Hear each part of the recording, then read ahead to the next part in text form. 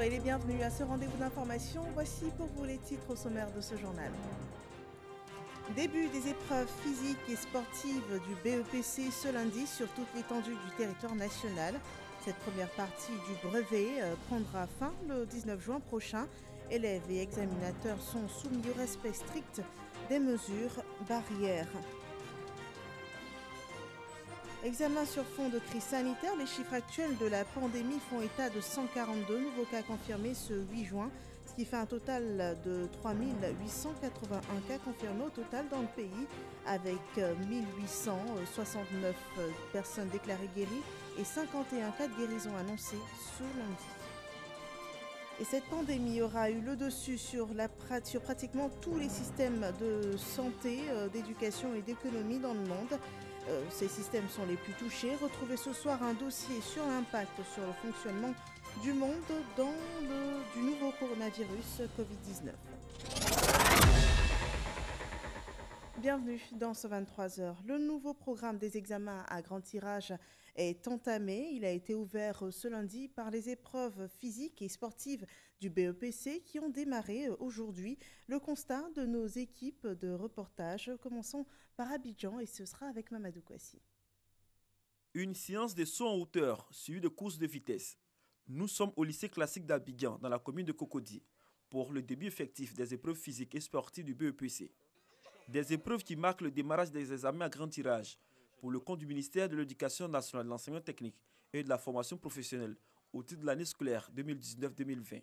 On a commencé par la course de vitesse qui s'est très bien passée et on vient de terminer maintenant par le saut à hauteur. C'est ça qu'on est en train de faire actuellement. Ces épreuves, initialement prévues pour 7h30, ont finalement démarré à 10h30. Un retard qui s'explique selon les responsables du centre d'examen. Il fallait s'entendre, s'accorder sur comment est-ce qu'on allait travailler, s'organiser. Et puis déjà faire un point du matériel par rapport au Covid. Les examinateurs se réjouissent du niveau des élèves malgré les 2 mois de repos dû à la Covid-19. Certains établissements qui ont eu à faire des révisions, voilà, comme c'est la vitesse, au niveau des performances, c'est pas trop ce qu'on attendait par les années antérieures. Au sport, les enfants depuis la 6e, ils font les mêmes choses. Donc pour le moment, ça va. C'est que moi j'ai évalué là, ça. Je peux dire que ça va. Crise sanitaire oblige. Des dispositions particulières ont été prises cette année pour le bon déroulement des épreuves physiques et sportives. Nous avons également joué sur les effectifs. Parce que par le passé, on pouvait avoir 500 candidats par jour, on pouvait avoir 700 candidats par jour, par centre. Nous avons réduit ces effectifs-là à 200 le matin et puis 200 l'après-midi, de sorte à éviter qu'il y ait suffisamment d'affluence dans les centres de composition. Pour s'assurer du bon déroulement de ces épreuves, la ministre Kandia Kamara s'est rendue au lycée jeune fille Mami Fété de Bégerville.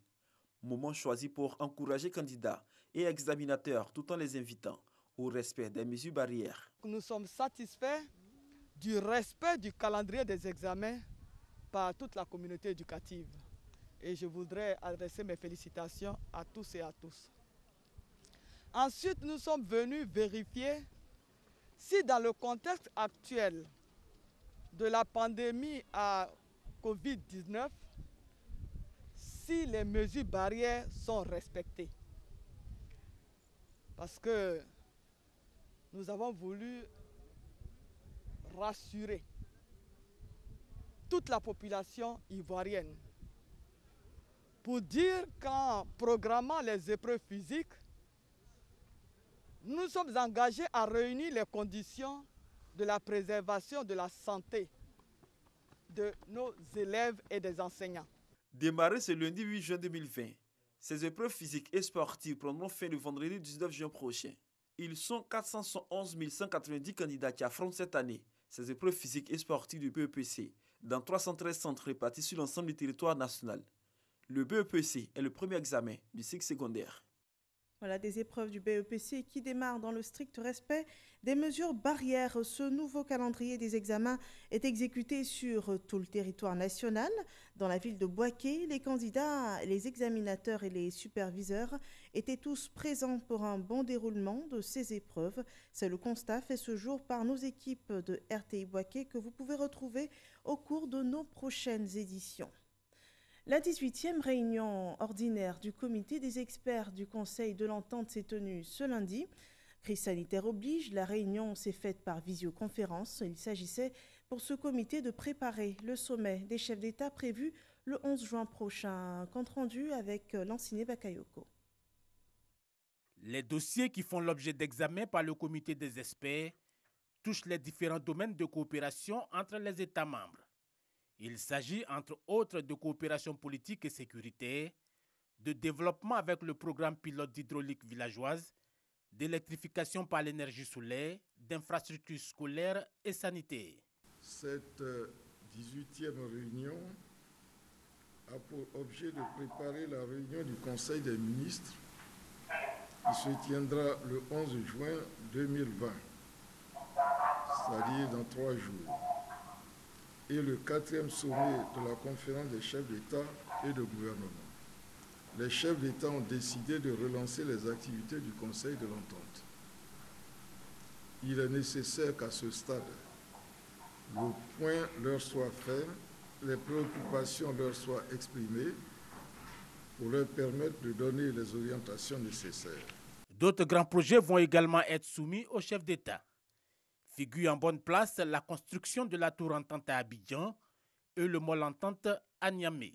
Dans le domaine de la culture, le FESPACO, la Semaine nationale des arts en Côte d'Ivoire, et le championnat de lutte traditionnelle au Niger vont être finalisés.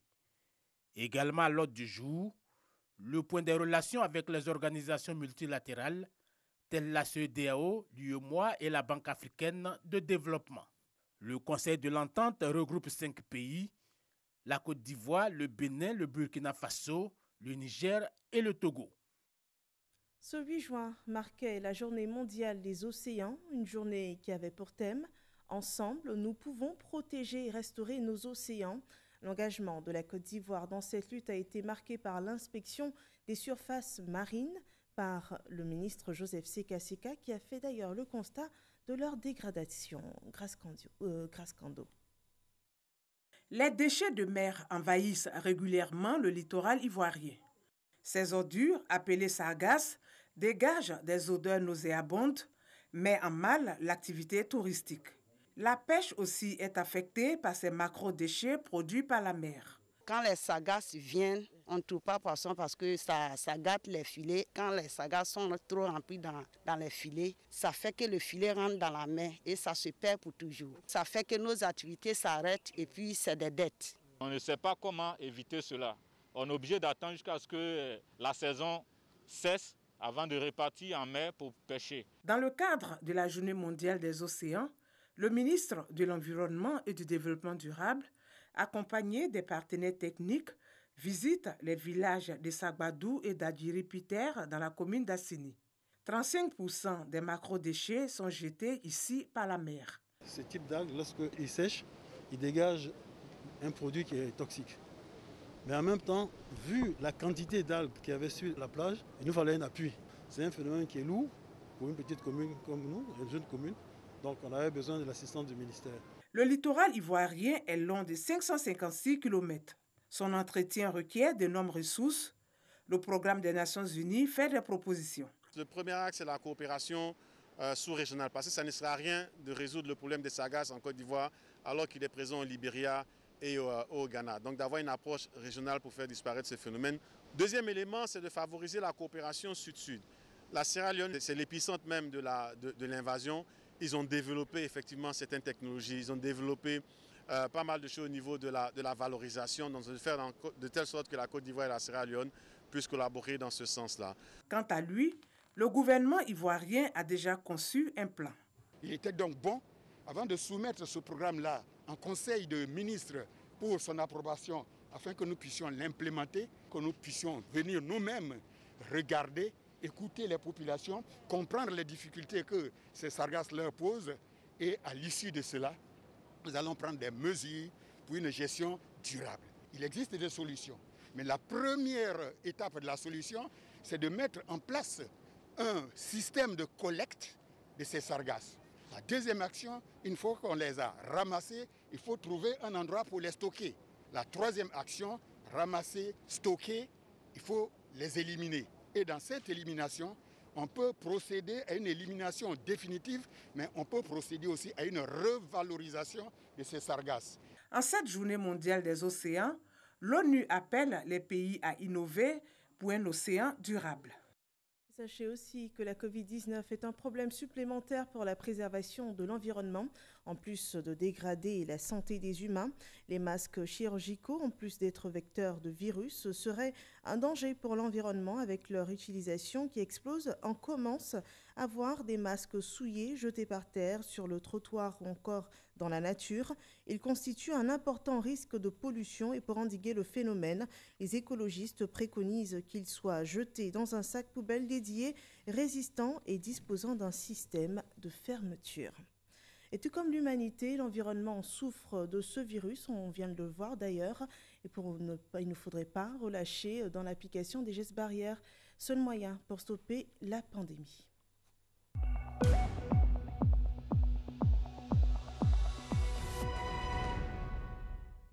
Le bilan de la pandémie en Côte d'Ivoire, 142 nouveaux cas confirmés ont été enregistrés ce 8 juin, ce qui porte le bilan actuel à 3881 cas confirmés dans le pays, des cas parmi lesquels 1869 personnes ont été déclarées guéries et 38 décédées. La déclaration du ministère de la Santé et de l'Hygiène publique.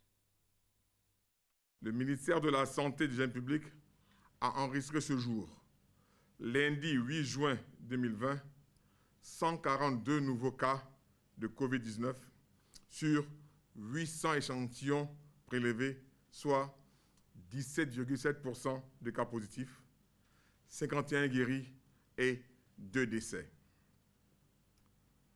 Nous avons déploré ce jour 2 décès.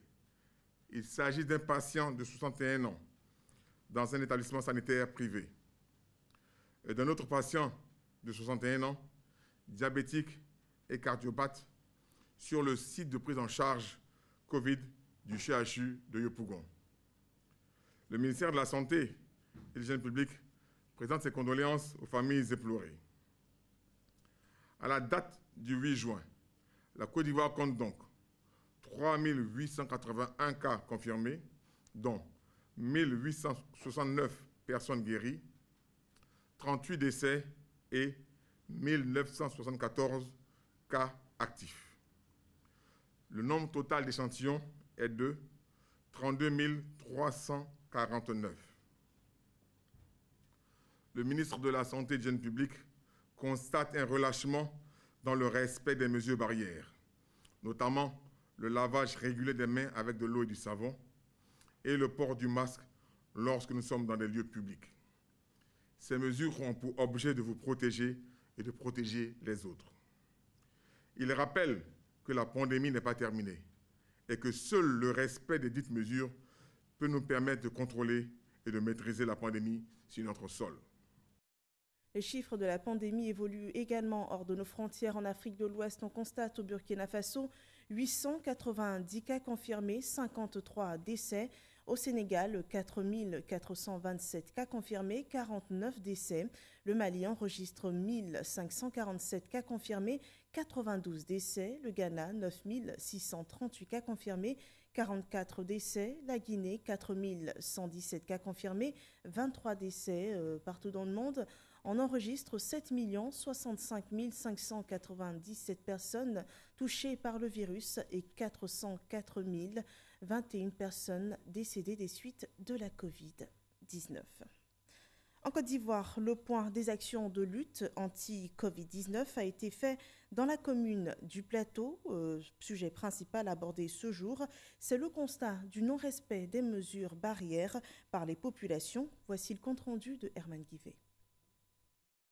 17e jour du 3e mois de la lutte contre la Covid-19, 77e point sécuritaire national, part belle à la question liée au respect des dispositions de l'arrêté portant interdiction de la pratique des sports collectifs et fermeture des salles de sport.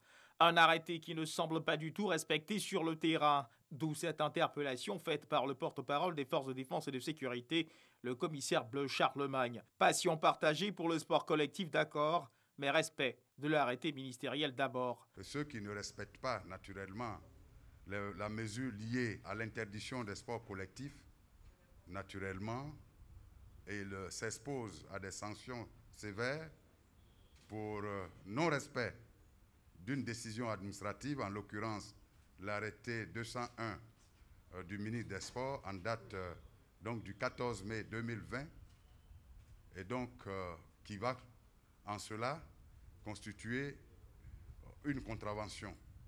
Mais plus loin, cela peut emporter également le délit, donc plus lourd de conséquences, de mise en danger de la vie d'autrui, atteinte à la santé publique. Parce que jouant en équipe, on ne sait pas qui est positif, qui ne l'est pas. La mesure de distanciation physique n'étant pas respectée, vous pouvez contaminer une grande masse de personnes. Au titre des mesures préventives de propagation de la maladie, l'interdiction de consommation de la viande de brousse, le risque de sanctions reste présent. La question de viande de brousse, bien entendu, nos soldats des eaux et forêts y veillent, mais avec eux, toutes les FDS. Ce sont des mesures qui ont été prises pour le salut sanitaire de l'ensemble de nos populations. Et donc, il n'est pas question que parce que les maquis, les restaurants sont ouverts, qu'il faille aller consommer, d'abord même proposer cela à la clientèle, et puis ensuite, cette clientèle-là, en toute responsabilité, aller donc consommer. Quiconque sera pris en flagrant délit de consommation de viande de brousse, en tout cas ira devant les tribunaux, parce qu'il sera déféré. C'est ce que je voudrais dire. C'est interdit jusqu'à nouvel ordre, parce qu'on a des espèces qui portent le coronavirus. Il faut éviter, dans les maquis qui sont certes ouverts, les restaurants qui sont ouverts, évitons de manger la viande de brousse. Sur le plan sanitaire, l'on note la recrudescence des cas de contamination. Il ne faut surtout pas baisser la garde. De gros foyers se sont développés dans d'autres communes comme Abobo, Yopougon, Koumansi et Trècheville, après Marcory et Cocody. Le ministère de la Santé et du Jeune Public voudrait ici féliciter les communes qui ont réussi à changer le rang qu'elles occupaient initialement et les encourage à encore plus d'efforts pour limiter au maximum les risques de contamination dans leur commune. Le ministre de la Santé et du Jeune Public, le Dr Eugène Akawele, en appelle au civisme et à la responsabilité de tous pour venir à bout de cette pandémie dans notre pays. Alors, remobilisons-nous en ayant pour seul objectif d'inverser la tendance actuelle qui inquiète, surtout dans ce contexte de reprise progressive des activités dans tous les domaines de la vie. La barre des 3000 cas franchis, une guerre contre le coronavirus, loin d'être gagnée, seule la discipline et le respect des mesures barrières permettront d'y arriver. Et pour renforcer cette lutte contre la propagation du virus de la Covid-19, une caravane de distribution gratuite de masques jetables à la population d'Abidjan a été lancée ce 8 juin. C'était dans la commune de Trècheville. En tout, 40 000 masques seront distribués au cours de cette opération. Salima Toudia. Ils sont 2000 jeunes, volontaires, bénévoles, qui devront sillonner les communes d'Abidjan pour aider à la distribution de 40 000 masques jetables. Ils sont mis à contribution par Lansine Ouattara, conseiller technique du président de la République. Il est l'initiateur de la caravane de distribution gratuite de masques jetables à la population. Le lancement a eu lieu dans la commune de Trècheville ce lundi 8 juin en présence du ministre de la Ville, François Amichia. Vous êtes 2000 à suivre M. Lasper pour distribuer dans tout Abidjan les masques, 40 000 masques. Je voudrais vous dire notre fierté vous concernant et vous dire merci. Mais il y a un relâchement au niveau de nos populations. Et ce n'est pas faute de sensibilisation. Aujourd'hui, quand nous nous promenons dans nos rues, quand nous traversons les endroits, qu'est-ce que nous voyons? Des gens sans masque, des gens qui ne respectent pas la distanciation. Et ceux qui ne portent pas des masques, quand on leur demande « mais où est ton masque ?», il sort le masque de sa poche. Mais le masque, il n'est pas fait pour être dans la poche, il est fait pour être porté. Le ministre de la Santé et de l'Hygiène publique a invité les populations à ne pas relâcher dans l'application des gestes simples, notamment le port du masque face à une maladie qui continue de sévir. Chère population de Trècheville, le président de la République souhaite voir chaque Ivoirien en excellente santé. C'est le sens des efforts tant humains que financiers qu'il s'évertue à déployer. Le masque doit pouvoir couvrir la bouche et le nez en permanence. Le masque doit être détruit après usage. L'utilisation d'un masque ne doit pas excéder 24 heures. les masques réutilisables doivent être rendus propres avant leur réutilisation. Invités à prendre part à la lutte, les artistes ont affiché leur engagement et tenu des messages de sensibilisation à l'endroit de la population. Et cette pandémie due au coronavirus Covid-19 aura changé beaucoup de choses dans le fonctionnement du monde. On a pu observer des décisions radicales ces derniers mois prises par les États touchés. Il y a la fermeture des frontières, confinement des populations, arrêt momentané de l'école en présentiel. Ce ennemi que le monde apprend encore à connaître met à mal les systèmes de santé et n'épargne rien jusqu'aux habitudes de consommation. Le monde tourne un peu au ralenti à cause du Covid-19. Tout est fait pour limiter la propagation du virus qui a déjà causé des milliers de morts. Gros plan ce soir sur la Covid-19 et son impact sur le monde. C'est un dossier de Hamza Diaby.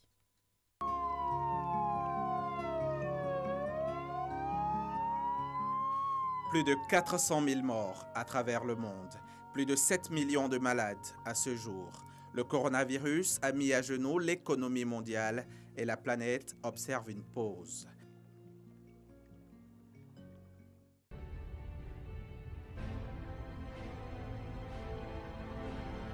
Plus de 4 milliards d'humains confinés du fait d'un virus, un minuscule microbe qui impose son diktat à l'être le plus puissant de la Terre. Au tout début de la crise, quelques dirigeants de puissance économique n'y ont pas cru. À ce moment-là, ils n'avaient pas encore pris la mesure de la force de la tempête qui allait bientôt souffler sur leur pays, la tempête de la mort. La violence de la pandémie est telle que les systèmes de santé sont en détresse. Tous les systèmes de santé de tous les pays du monde, même ceux des pays dits puissants, ont du mal à faire face à la situation. La crise est inédite, comme on en connaît une fois en 100 ans. La Chine, d'où est partie la pandémie, semble avoir réussi à calmer la furie du monstre invisible. La Corée du Sud aussi. L'Europe devient l'épicentre de la maladie. Le Royaume-Uni, dont le Premier ministre avait au départ misé sur une immunité collective, fait les frais de la maladie. Et ironie du sort, Boris Johnson est lui-même hospitalisé de coronavirus. Nul n'y échappe. Des hommes politiques sont touchés, des ministres, des sportifs, des artistes. La médecine perd le nord, totalement désorientée, et les scientifiques sont plus que jamais à la bourre dans leur laboratoire. Il faut affronter ce virus et surtout, il faut le vaincre. On cherche un remède, on cherche un vaccin. En attendant, dehors, les chiffres s'affolent, les morts s'enchaînent, les malades se comptent par milliers, par dizaines de milliers, par centaines de milliers. C'est le principal sujet sur les médias, l'unique sujet même, avec son corollaire de fake news sur les réseaux sociaux. Comme pour penser à autre chose, la dérision est trouvée comme solution, en rire pour ne plus en pleurer. Puis survint un autre changement. Les États-Unis prennent la tête du classement. La première puissance économique devient l'épicentre mondial de la pandémie de Covid-19. L'Afrique, jusque-là relativement épargnée, va bientôt connaître son heure de désolation. Les premiers cas sont annoncés, les premiers morts aussi. À Marseille, en France, un infectiologue et professeur de microbiologie évoque la chloroquine comme potentiel remède, ce qui suscite une vive controverse. Mais cela suffit pour que de nombreux pays tentent l'expérience. Comme partout ailleurs, en Côte d'Ivoire, on prend des mesures. L'école ferme, les restaurants baissent rideaux, les maquis, les bars et même les lieux de culte sont portes closes. Le monstre prend le contrôle de tout. On se plie à ses caprices. Il faut supporter le couvre-feu. On n'a plus le droit de se serrer les mains, s'embrasser, manger ensemble. Il faut vivre masqué, se laver régulièrement les mains et notre propre visage devient même la propriété de ce virus. Il nous est désormais interdit de le toucher. Le télétravail, on commence à s'y habituer. Les conseils de ministres et de gouvernement sont même faits par visioconférence. Les élèves suivent les cours depuis la maison. Les artisans en font les frais, les artistes également. Plusieurs chanteurs en profitent pour sensibiliser.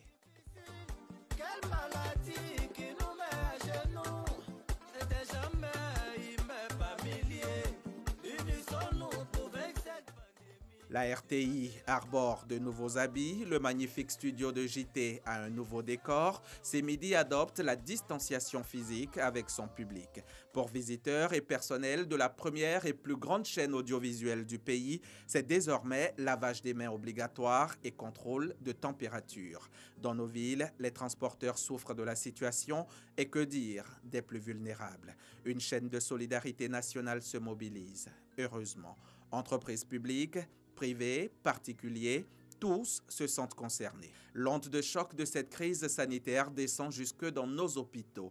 Nos établissements sanitaires se vident. Les populations ont peur d'être contaminées au coronavirus. Une erreur, disent les spécialistes. D'autres crises pourraient en découler et se prolonger dans le temps avec des conséquences dramatiques, inimaginables. Il faut faire vacciner nos enfants. Nos rites religieux sont bouleversés. Le carême et la fête de Pâques sont vécus dans le confinement par les chrétiens. C'est un ramadan confiné aussi pour les musulmans. Période d'autant plus difficile pour ces derniers que leur guide suprême, président du COSIM, Cheikh Alaïma Bouakari Fofana, est terrassé par le coronavirus. Avec lui, une trentaine d'autres nous ont quittés du fait de l'ennemi public numéro 1. Ils sont pleurés par la nation tout entière, une nation soudée dans l'adversité. La crise du coronavirus perdure. Pourtant, il faut sauver l'économie. Les mesures sont donc allégées. C'est la réouverture de l'école en Côte d'Ivoire. L'année scolaire sera préservée. Les mosquées, les temples, les paroisses peuvent à nouveau rouvrir. On peut de nouveau aller et venir dans la nuit dans le Grand Abidjan et partout sur le territoire national. Plus de couvre-feu nocturne. Mais désormais, l'on doit sortir avec un masque de protection pour réduire considérablement la transmission. C'est une obligation. L'État en a d'ailleurs commandé 200 millions d'exemplaires et les distribue gratuitement à travers l'UVICOSI, l'Union des villes et communes de Côte d'Ivoire, sans compter la fabrication locale de bavettes qui est également à saluer. Et dire que 2020 était annoncé comme une année 20 sur 20. Nul n'a pensé à 20 divisé par 20 pour le chaos que nous vivons, ou alors 20 plus 20 pour la quarantaine. En attendant son éradication totale, il faudra donc apprendre à vivre avec ce virus. Cela dans le strict respect des mesures barrières et l'État fait sa part. La sensibilisation se poursuit. Des numéros gratuits et anonymes sont opérationnels. Des centres de dépistage volontaires sont ouverts dans les communes du Grand Abidjan. Un point de presse quotidien est fait pour informer l'opinion et depuis environ 90 jours, chaque soir, le ministre de la Santé s'emploie à faire le point de la situation. Du premier cas enregistré en Côte d'Ivoire le 11 mars 2020, on était loin de s'imaginer qu'on en compterait autour de 4000, moins de 3 mois plus tard. Cette lutte contre le nouveau coronavirus est un combat de tous, un combat de chacun. La discipline, le maître mot pour gagner cette guerre. Il n'a jamais été aussi simple d'éviter une maladie, rester chez soi ou sortir avec son cache-nez. Alors que ce soit le ou la Covid, en attendant le jour où on pourra s'embrasser et sortir à nouveau, ce virus est toujours là, réel et il est surtout mortel.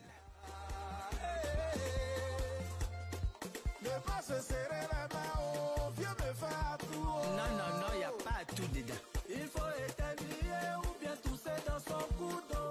Donc c'est comme ça tu pourras te protéger et protéger ton entourage. Voilà les gestes barrières rappelés par les artistes ivoiriens. C'était un résumé clair de cette crise sanitaire présenté par Hamza Diaby. L'économie mondiale est aussi fortement impactée par cette pandémie qui va se contracter. Donc l'économie va se contracter de 5,2% cette année malgré les aides financières sans précédent. C'est une prévision publiée ce lundi par la Banque mondiale. Il s'agit là de la plus profonde récession depuis la Seconde Guerre mondiale et le nombre de pays qui se retrouveront en récession cette année en fait la pire crise depuis 150 ans, relève l'institution, selon qui de 70 à 100 millions de personnes pourraient tomber dans l'extrême pauvreté. Et si la Banque mondiale prévoit un rebond en 2021, le risque d'une deuxième vague d'infection en l'absence de vaccin n'est pas écarté, ce qui pourrait miner encore les espoirs de reprise. Revenons dans l'actualité en Côte d'Ivoire. Dans le nord-ouest du pays, un conflit foncier entre 3 villages de la région de la Bagoué aura fait 3 morts les mois derniers. Le ministre Bruno Nagbane Koné, qui a porté la compassion du gouvernement, a appelé à l'apaisement à Mississoko. Sianla, Wayere et Fengolo, 3 villages du nord-ouest de la Côte d'Ivoire, respectivement dans les régions de la Bagoué, du Folon et du Kabadougou, se disputent une parcelle de terre. En mai dernier, ce conflit foncier a viré au drame. 3 morts, 6 blessés et un disparu. 2000 hectares, tous les 2000 hectares, c'est à cause de ça, les gars se bagarrent chaque fois. Il y a des blessés. Le député Touré Al-Faye ne cesse d'intervenir financièrement pour prendre en charge les blessés, les assister moralement. J'ai toujours demandé la tolérance, la patience, laisser la justice faire son travail. Des morts et des blessés de trop pour les autorités ivoiriennes venues apporter la compassion du gouvernement aux familles endeuillées. À Sianla, épicentre du conflit dans le département de Kouto, en présence des représentants des 3 villages en conflit, des autorités administratives, politiques et sécuritaires locales, le ministre de la Construction, du Logement et de l'Urbanisme, Bruno Nabagno-Koné, par ailleurs, coordonnateur régional RHDP de la Bagoué, a appelé les populations à l'apaisement. On n'est pas là pour dire que c'est tel qui est coupable, c'est tel qu'il faut condamner. Ce n'est pas ça qui m'intéresse. Ce qui m'intéresse, c'est de trouver une solution d'apaisement qui permet à nos frères des gens-là de continuer à travailler, qui permet à nos frères de continuer à donner des terres, puisque eux ils en ont, puisque Chala, à Chala, et puis de mettre la paix entre Wayere et Fengo. Si on arrive à faire ça, on aura rendu service à notre région, on aura rendu service même à la Côte d'Ivoire. Les populations saluent la démarche du gouvernement pour ramener le calme dans la région. Chaque parti s'est engagé à cesser les hostilités et appeler à la paix et à la cohésion sociale. Les enquêtes sont en cours pour situer les responsabilités et surtout retrouver le disparu, mort ou vif. Un projet de délimitation de ces 3 villages est en cours en vue d'éviter les conflits fonciers. Voilà, demeurons en paix et respectons surtout les gestes barrières. Bonne soirée chez vous et à demain.